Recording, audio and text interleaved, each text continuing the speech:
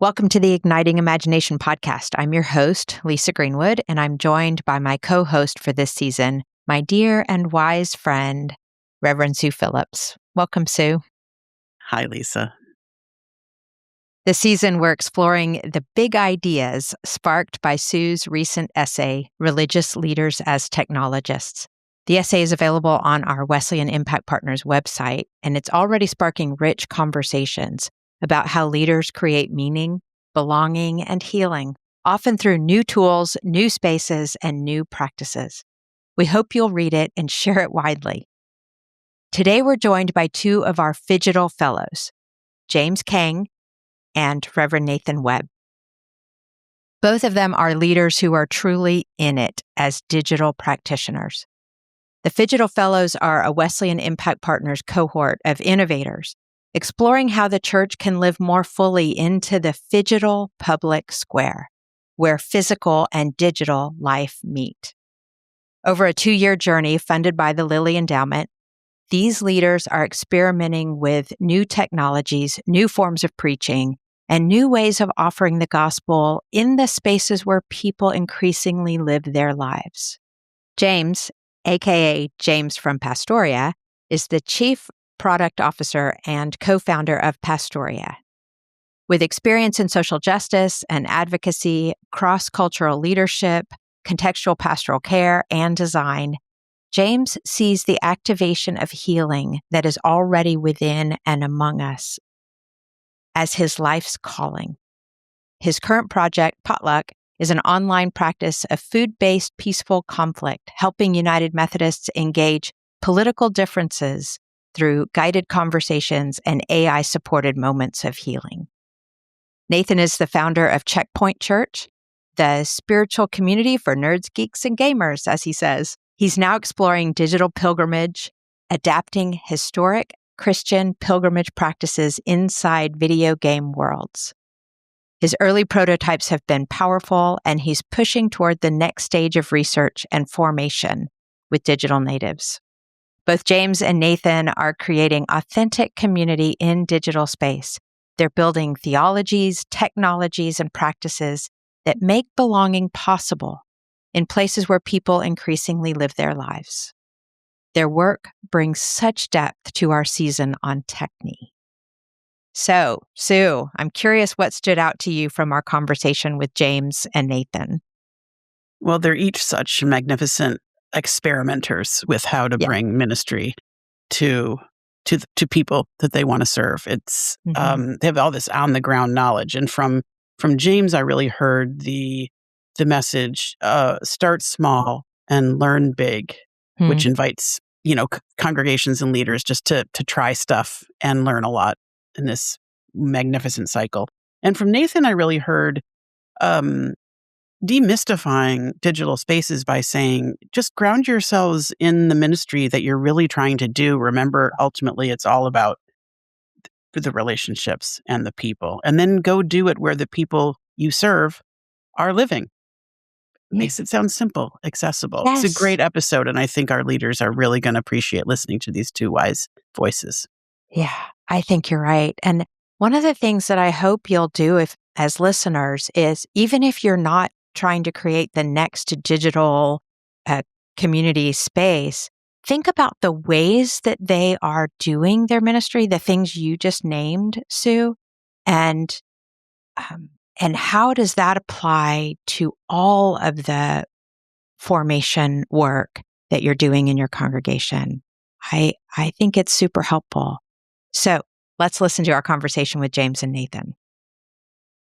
Welcome, James. Thank you. Hello. And welcome, Nathan. I'm glad to be here. Thank you. And we're so excited for this conversation. I've been looking forward to it. So to begin, would each of you share a bit about how you first recognized that digital space, not just physical space, was a place where you came alive and a place where ministry might take root? Yeah. Well, I can go first and kind of share a little bit about what it was like maybe over a decade ago while I was still in seminary.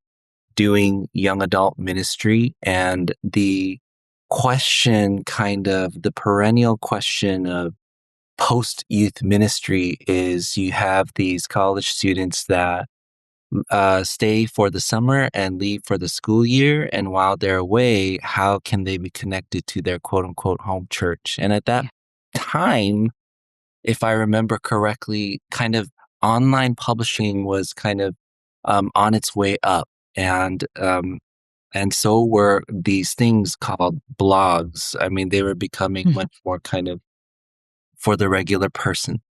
And the idea that I came up with is, what if we could, one, come up with a digital publication where, two, the authors, the writers are our college students, and three, they are not writing necessarily about explicitly centric things, but about what they're interested in, and eventually kind of overlap into how that speaks to their faith, and then do that online. And so these people who were away during the school year, who while they were around, maybe would not give necessarily 110% of their effort into their home church, gave 110% into these blog posts talking about photography and architecture and other things, not only that they were interested in, but they were majoring in. Very, very long posts that I would have to edit and say, not this much, not this time. But it was really amazing to see just kind of what this thing called connection and connectivity, even at that kind of early stage, could do. And we started off building on the WordPress structure and platform, later on onto Tumblr, when Tumblr was a big thing, not so much maybe anymore, but it allowed for this kind of space to be made, something of a preview of perhaps what would come later on.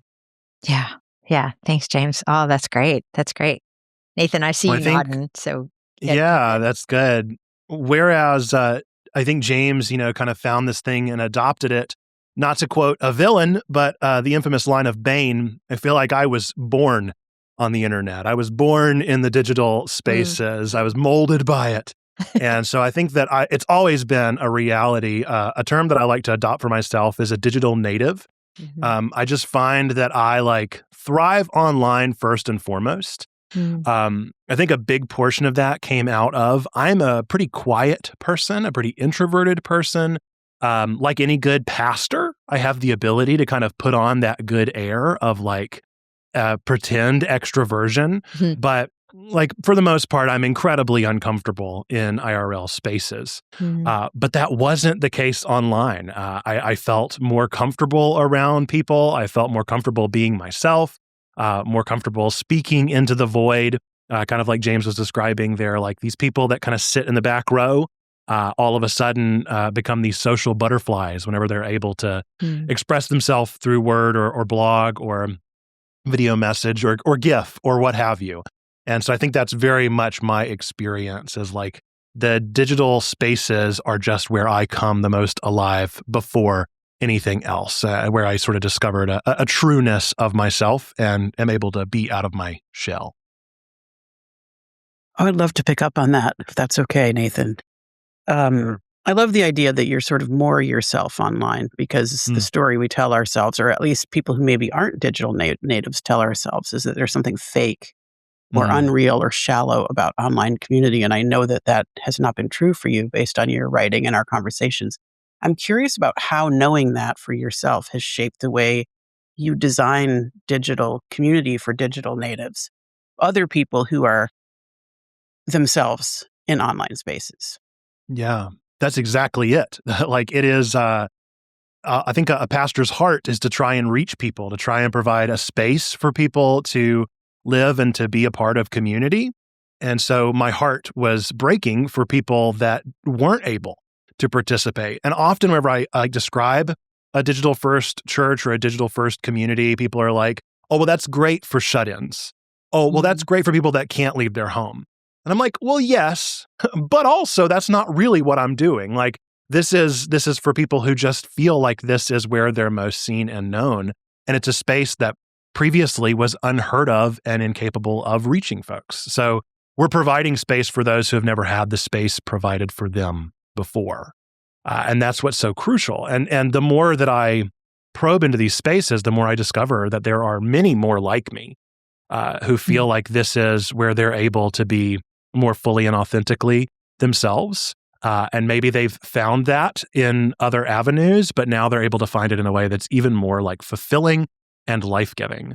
The internet has long been a place that provided for a sense of community, I think. But now we're able to say, okay, let's not just take that and say like, this is how you can be, 1% better, but instead to be one more percent yourself, to become more actualized, become more realized online, rather than kind of like a transhumanist versus a post-humanist argument, right? They're like, we've got are you augmenting yourself or are you becoming more realized? Are you becoming more human through this? And that's an ideal for me that I hope to achieve in the people that find us. Yeah. So part of what you're speaking about right now is this notion of how people tend to think about digital space as not real space. Mm-hmm. And both of you approach digital space, work with it, and enter it as real space, real presence, real belonging, real community. So I'd love for you to talk a little bit about what that looks like on the ground or on the screen, as we might say, as you experience it just in a daily, real way. And James, are you ready to jump in? I can see you thinking. So, yeah. These are questions that took for myself years to be able to come to articulate in certain ways. And even today, I feel a little bit of, how do I say this kind of a thing? And in a way where it doesn't take up the whole podcast episode. So here's my best attempt at that. Kind of building on what Sue's question was for Nate and also what Nate was talking about. For myself, the spirituality via digital is a means of experiencing divinity. The humanity part is secondary for myself. The primary part is how does the interactivity with any object in the context of a moment allow for us to experience, in Methodist terms, God's prevenient grace at work in a particular form factor per se. And for me, the space is ephemeral. The space is not necessarily what is contained in let's say, for myself as a PK, my comfort level is very high with a sanctuary building. Also, let's say with someone who is somewhat comfortable with what engineers would call kind of the surface or the user interface of a chat bot, an AI-powered chat bot, that sometimes is considered the space. But when it comes to faith, for me, the space is what the Spirit makes possible in the interactivity with the chatbot, or in the activity with the candle, in the activity with the sermon. What for other people might be in the interactivity with stained glass, all of those things are parallel and of almost equal legitimacy. And so now laying that kind of groundwork for my framework, I think that it is in large part up to the Spirit how the space will be used for kind of God's grace to be particularly apparent in the context of a moment. And I may get in a lot of trouble for saying this, but I think that the objects like what we have on our phone or what we might experience on a movie screen, or now TV screen, and so on and so forth. are the means of such grace.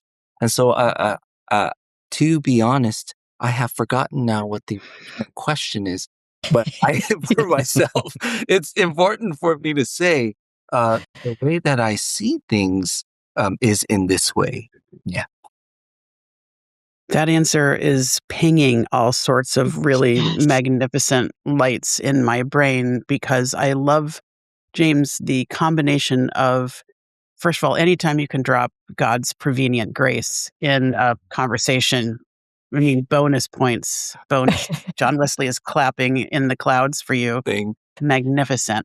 But when we combine God's prevenient grace, this is such an important concept of what one of the forms of the relationship, with the idea of a form factor, you've really gotten into the heart of technology. And I wonder, Nathan, if you could just talk for a second about how your awareness and experience in digital communities takes shape, and how you shape the form of those communities in order to increase the likelihood that this grace, that people are going to experience what is already there, this grace, and the being with each other. Can you just say a word about how you design for that? Yeah. I think that to start, it's important to note that like there is no disembodiment. Like I don't think that we are becoming disembodied whenever we're online. And so that whole like line of thought that has kind of invaded anti-digital kind of church culture, to me is really toxic and impossible. Like, I don't understand how anybody could ever say, well, you're behind a keyboard, and so your soul leaves your body and you're no longer embodied in the space. No, I'm interacting, I'm engaging. And so the reason I start with that is to say, I see a part of my role as somebody facilitating community through digital means to be like reminding people of their bodies, reminding you of how you are embodied in this moment, reminding you of the tangibility of this moment. And so whether that's just like naming the reality that like you're interacting in this space, or pointing out ways that people engage in a meaningful way. I'll never forget one of our early metrics of figuring out how people engaged at Checkpoint, like how did people get involved in a digital church, was do they turn their camera on or not? Like that was how you know you've really like started to form relationship. Was like somebody's gone from being in the text to being unmuted to turning their camera on. Oh my goodness, you've formed a relationship. Like that's a social cue. That's something that we had to remind people. Hey, you're giving us permission to see your body. That's huge. That's embodiment. That's a reminder of our like tangible nature. And so we just keep on pushing that line of like, what can we do to remind people that they are embodied in this act, that they are embodied in this community. And so we actually, I think the most interesting way and the most like spirit-filled way that we've explored this is through communion. And so we offer communion every Sunday. We offer it once a week. And during that, we go through a very classical Methodist liturgy. But then after we've gone through most of the process, before we actually consume the bread and wine, we built an app that everybody opens. And whenever they open it, it's got this big purple button that they can interact with. And when they hold down that button, a little number at the bottom begins to go up and up and up. And it says, this is the body of Christ. This is a reminder of the present body, of the people that are active in this moment. And just by adding something as simple as a UI of a button that can be pressed, reminded people, hey, you're here. Like you're in this moment with us. And so are these other people. You're pressing this button, and so is everyone else. And we are a part of this thing together. And this thing that we're calling together is the body of Christ. Isn't that amazing? And that's what we're about to partake in. And so again, it all comes down to like, we cannot be disembodied. So then how can we remind people about their bodies in this moment? And it's become a real feat of like accessibility for people that maybe have forgotten their body or feel like their body is forgotten by others. Reminding them of that reality and of the fact that they are in this moment just as valid and valuable as anybody else gathered. Wow. So one of the things I want to get to, but not yet, but I'm just going to plant this seed. I'm laying a little pipe for later, is to take the kinds of things that you all are doing and then say, what are the implications for congregational work, for folks who might not be as deeply engaged in the digital/phygital work? But before we get there, I really do want to get a little deeper into the projects you all are working on, because I think it'll help us make that transition and take some really tangible learnings from what you all are doing that we can take to religious leaders as technologists, which is kind of our theme right now. So James, I would love for you to talk a little bit and let me just set it up. Your founding question for Pastoria, as I understand it, came from a medical device designed to bring healing to more places. And you write, what big things can be squished into small things to do more good, which I think is great. So I'm interested in how that question guides your work in spiritual formation and in the digital healing environments, and really kind of what you did with that. Like, give us a tangible what you did with that. Yeah. So talk about the question, but also then what that led to. Thank you so much for bringing that up. And I think about that time and moment a lot. And just as a summary, what was mentioned was in seminary, besides all the books that were stacked up on my table, on my desk, was TED Talks, which in many ways were just as impactful. And at that time, for whatever reason, design thinking from IDEO and kind of the entrepreneurship that was coming out of Stanford and TED were kind of making it possible for people outside of this world to become practitioners in their own way without necessarily becoming professionals.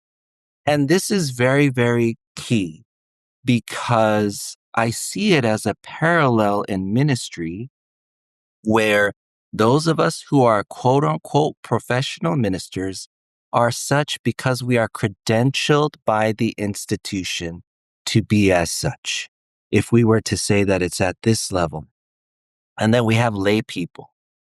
And what I think that I was starting to see was, could there be something in between where we're not professional and we're not totally laity per se, but we are practitioners of something. We are actively, proactively practitioners of something. And if we are practitioners of something, what do we need in our hands? And what do we need in terms of our learning to be able to practice what it is that we say that we are practitioners of? In the case of the TED Talk that I was listening to, it was about something that is now called the Embrace Warmer. Long story short, in places all over the world, what you might call the incubator, the infant incubator that you find in hospitals in places like the United States of America, where hospitals have money mostly, and there's stable electricity, as well as these standards and requirements for what constitutes a medical grade incubator can be reached. But in other places in the world, it cannot.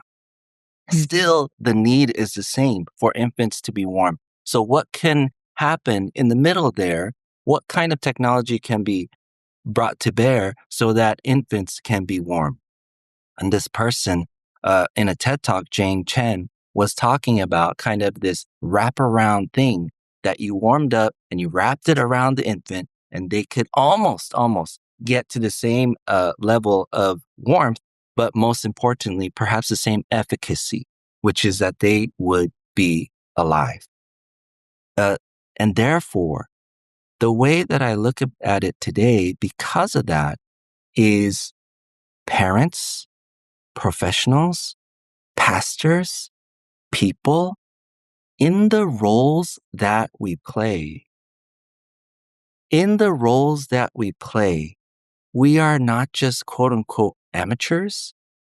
We may not be credentialed parents, but we can be practitioners proactively of something.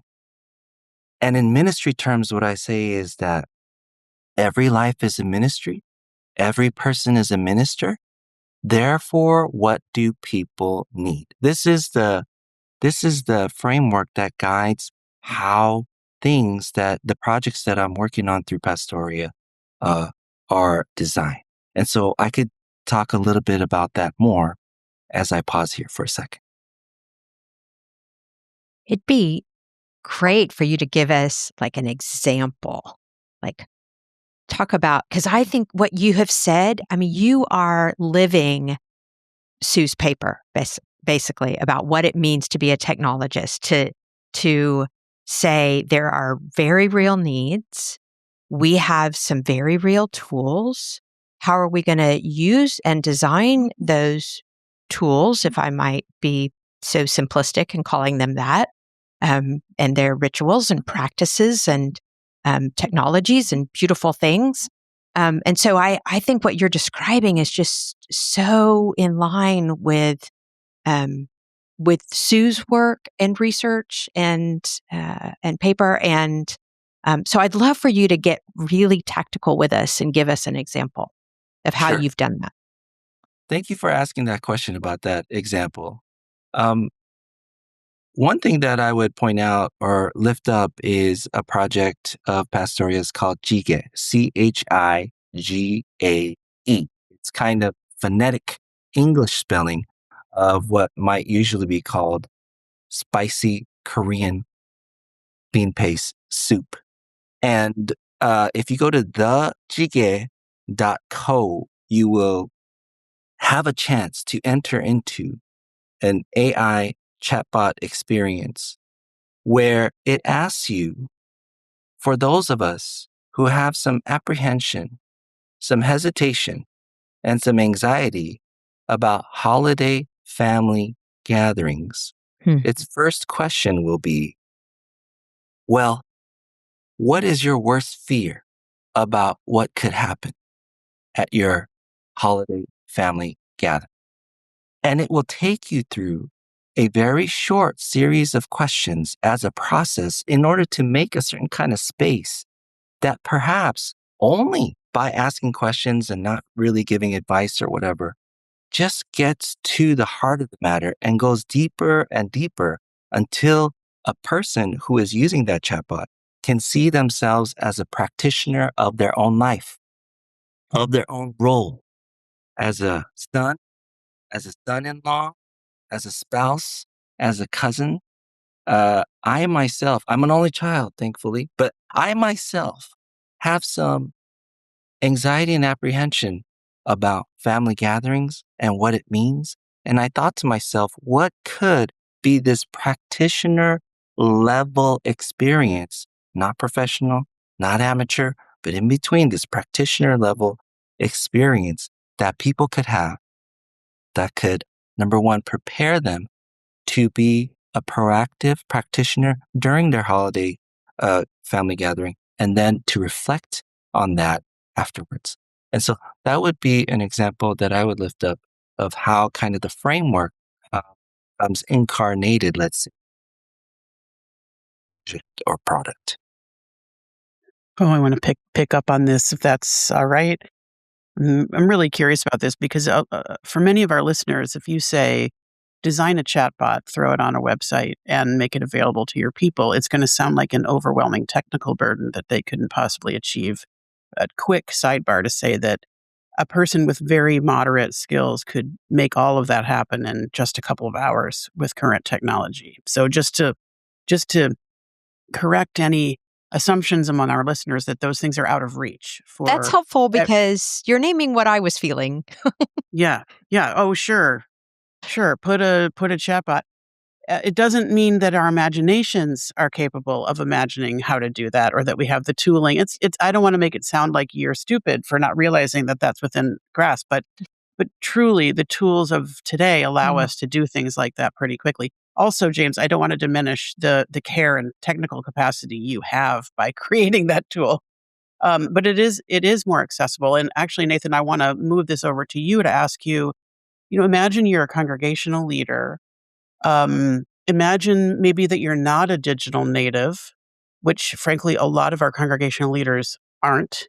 Can you just break it down to a really simple level about creating either online community or, of course, a lot of our services are hybrid now, not just worship services, but other congregational engagement or a combination of in-person and not. Could you just offer a couple of ways that congregational leaders might think about online engagement of their community to stimulate some fresh thinking and make it accessible to folks? Sure. So it's actually a way that I was challenged whenever I first sought out to plant a church online. And I was in the process in the United Methodist Church where we go through these series of interviews that we call, provisional membership. And so I'm sitting before this group of peers and mentors who are asking hard questions.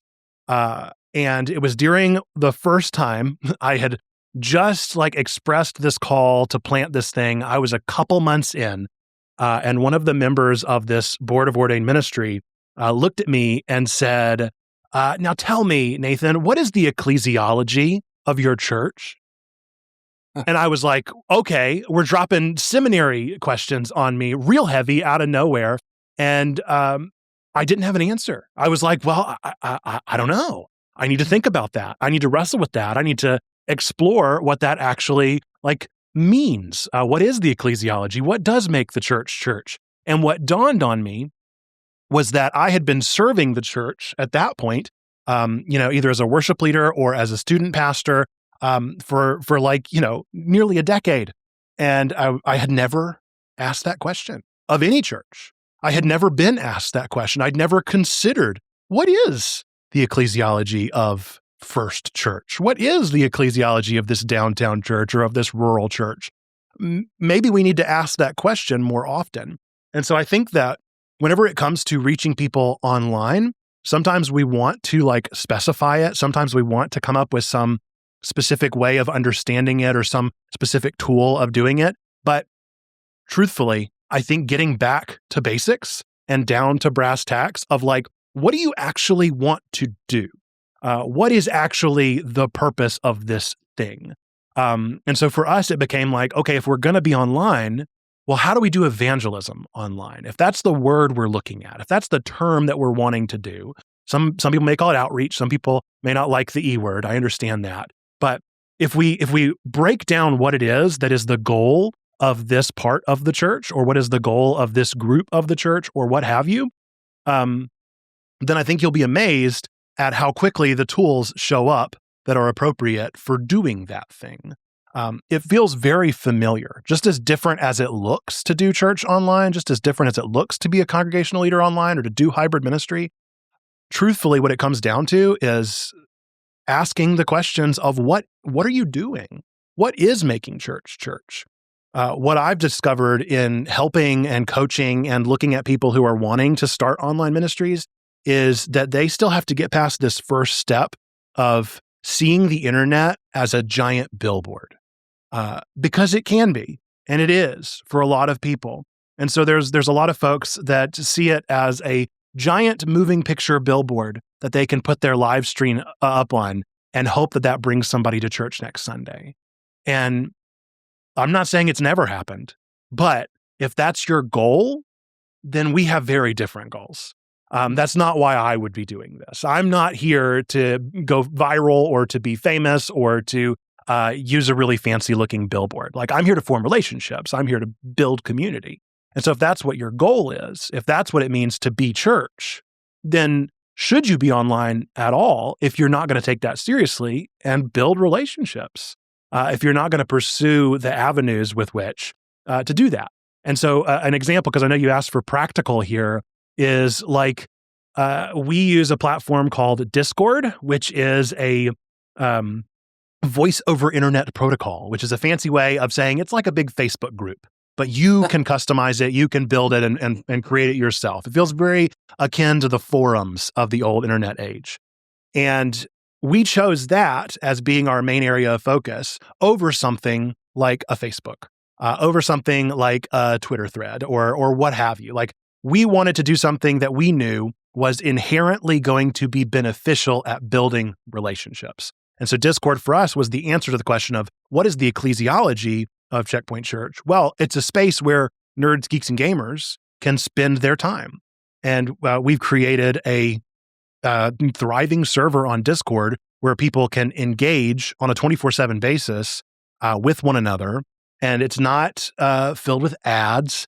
It's not filled with an algorithm. It's not filled with any of the things that are going to distract from the relationships that are being built. But instead, it is an authentic form of like thoughtful production. We have created the thing. We have leaned into the technology. But ultimately, it came through a very basic process of just answering the question, what is church? Why are we doing this? What is our ultimate goal here? And how can we use the technologies available to us to, create that? And that's beautiful. And where are the people we want to serve already living their lives? Let's go there. Yeah, which is very Wesleyan, of course. Where are the people living their lives? And let's go there. Yeah. One of the things you've both alluded to, but I know this of your ministry, is that you've created environments where people feel safe to show up with their whole selves. You just alluded to this. I don't know how you said it, geeks, nerds, and gamers. I don't know, but whether you're talking about nerd culture or trauma or doubt or longing or humor or all of it, like, what have you learned about cultivating authenticity in digital community? I think folks often, probably because we've done a lot of like peer-in worship, where it's still located in the sanctuary and it's just a peer-in kind of experience. You all have actually moved the agency, the formation, the experience into the user, if you will. You've activated that, you've created space for it.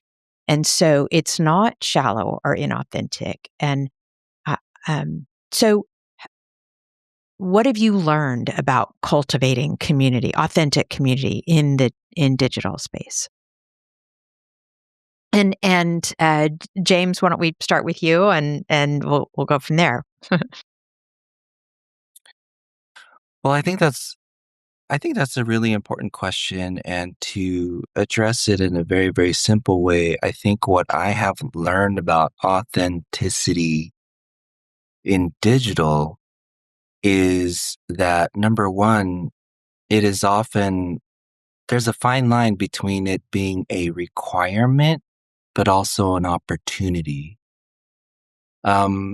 It's a requirement in the sense that, well, you better be authentic or I don't have time for that. And it's an opportunity in the sense that perhaps the promise of digital has been to be able to address things about people's lives that are not able to be addressed in their usual quote unquote in-person life.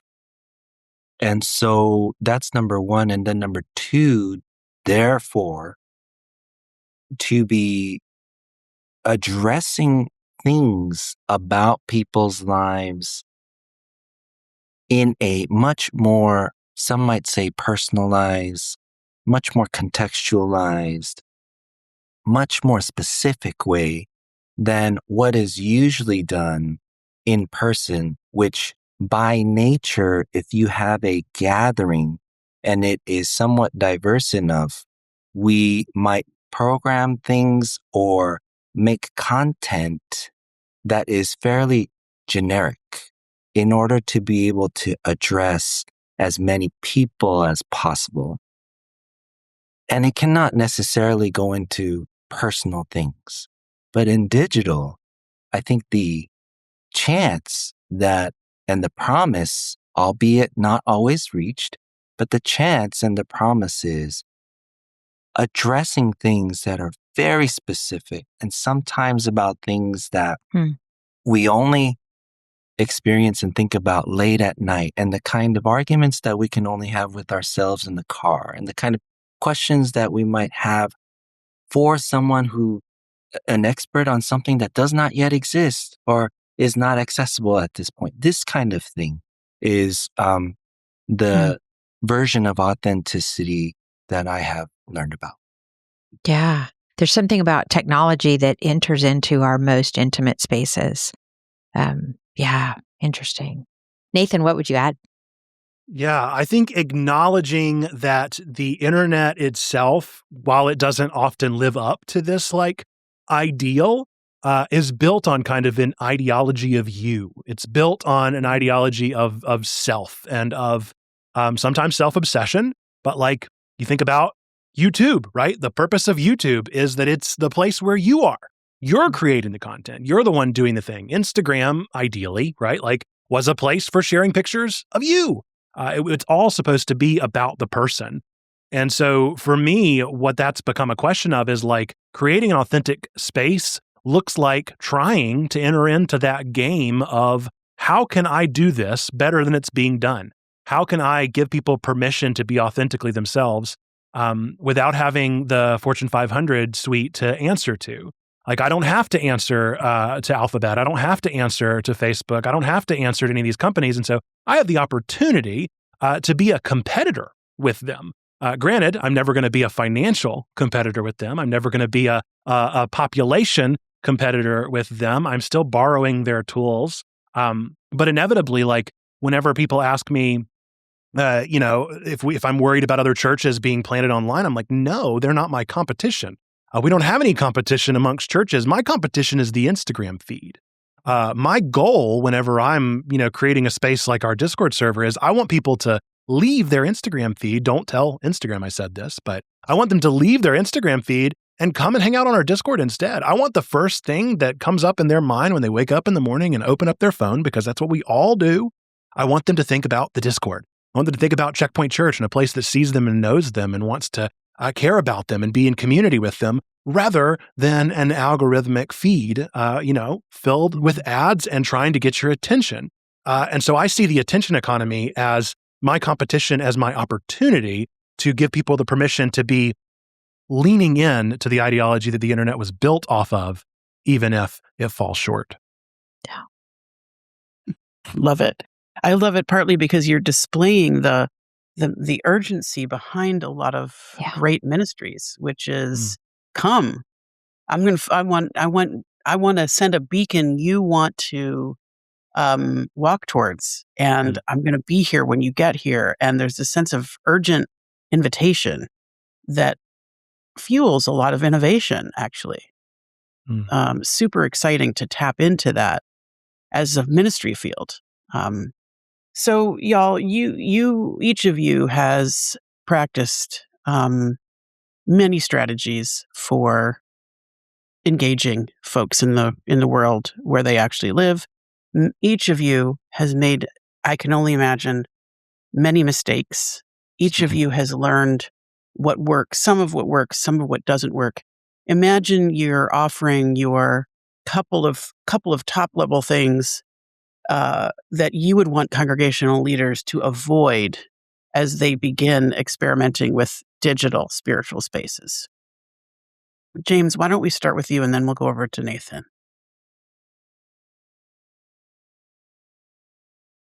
Well, I think perhaps the only suggestion that I might have is start small. Start small in this sense. Not everything that we do has to be announced in the worship service, in the announcement on the order of worship in front of everybody. Not everything has to be in its finished form. Not everything has to be kind of public and public facing. There can be a long time of testing and understanding with a smaller group of people, and a smaller group of people that maybe are even committed to testing it out. So that's number one, small in terms of exposure and big in terms of learning. Number two, we could start small with fairly low cost things. Don't have to contract with some agency tomorrow unless it's one of ours, but you can do that. But you don't have to do that and spend $5,000, $10,000, $50,000 on an app that 5 people are going to use 5 times a year. You don't have to do that. You can break down that idea into individual functions and see how much that would cost near free now, and just try it out. And then number 3, not everything has to be with just our own people per se. Even not everything has to be with our people. Some things can start with a completely different cohort, segment, profile, just different people in a different context. And then we can learn from that without it being this big thing that everyone has to vote on or everyone has to support or something like that. Not everything has to be that. So just start small, learn big, and then we may get somewhere that we may not even have thought of from the beginning. Yeah. My biggest focus point and the way that I have made the most mistakes is anytime that I have put platform over people. You really have to maintain your line of focus on what you're actually doing. I feel like I've kind of, dug my heels in a little bit in this conversation about that point exactly of it really is simple and it really is complex, but it really does come down to are we doing ministry here? And if we are, then it needs to be people focused. We're trying to reach human beings. And if we're trying to reach metrics, or if we're trying to reach number goals, if we're trying to reach, the butts and pews mentality that has tried to make the church thrive for generations, we're going to fail. We're going to fall short of what we're actually hoping to do, because the work of ministry is people work. It's heart work. And so if we don't ask the questions of who are we wanting to reach, then it's just inevitably going to fall on its face. One of the biggest things that's broken my heart since, in this kind of post-pandemic era is that there were so many churches that started streaming online and reaching people. And then once they got back to normal, they dropped them. And that breaks my heart, because it shows what you were doing was a goal. You were achieving some kind of stopgap, but you weren't considering the fact that you were reaching real human beings on the other side of the screen. I think sometimes, getting back to the embodiment argument, we let digital people be so disembodied that we forget they're people at all. That we forget that there's somebody on the other side of this thing that we're actually called to love.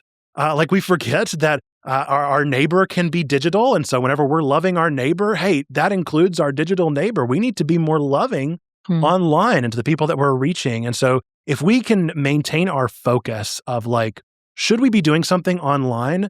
The answer to that is yes, if you have a people in mind, if you have a group, if you have an identity, if you have somebody that you're wanting to reach. For us, it was the spiritually curious nerd, geek, and gamer. And that is incredibly specific, but also vague enough to be a pretty huge demographic of people that we keep finding. But we had to know exactly who we were trying to reach, because that has led our energy and our focus and our time, and it has built upon itself. And so anytime, like I said, that I've fallen on my face, it has been whenever I have been we really need to lean in on Clubhouse. Let's lean in on Clubhouse. And then that fails. And I'm okay, well, my people didn't go there. I stopped thinking about the people that I was reaching and cared too much about the platform. We no longer stream on Twitch because Twitch didn't make sense anymore because it kind of fizzled. But the people that met us there followed us on our Discord. And so we have the people, we have the relationships, and we've kept our eyes on the real focus, which is relationship over anything that we're doing practically. Yeah. And that is wisdom for congregations, whether you're talking about a digital experiment or program or IRL, like you're talking about worship or any kind of formation. work that you're doing. And so I say that to say, I think these principles are applicable for the work of ministry. Who are we trying to reach? And I mean that in this sort of beautiful, love your neighbor kind of way, not extractive kind of way. But, and so identifying real people with real needs and gifts, and then what are the ways that we can do that make sense and that work, and start small and not so public maybe, and not a lot of capital, but like try things. Yeah. So that wisdom works in the physical and the digital space, I think, for congregations. And it's so helpful to hear you all be so crystal clear about that. I want to close our time with a final question we're asking all our guests in this season. And so here it is. And we're going to switch the order this time. And Nathan, we'll start with you, and then James. So what's a piece of ancient wisdom or practice that's shaping how you live or shaping your leadership right now? Piece of ancient wisdom or practice. I am literally staring at it right now. I just got so I don't know, I think this is coming out end of January, but my 2026 Hobonichi planner. And so this is a weekly planner that I keep up with. It's got little video game Earthbound characters. It was made by the guy that made Earthbound. And I have got this on my desk ready. I'm already starting to plan out my next year, looking at things, keeping track of things. And so my ancient practice is just good old handwritten order and habit tracking, and caring about myself enough to take good notes. Nice.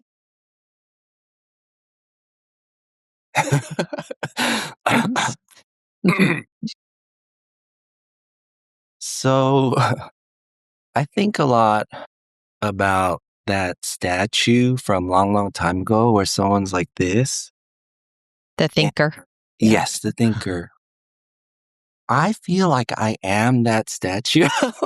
Not just because I like to think or I have to, but because these days, as a spouse, as a parent, as a professional, and as a person, I have a lot to think about, perhaps even particularly in these times, if you know what I mean. And, but when and how?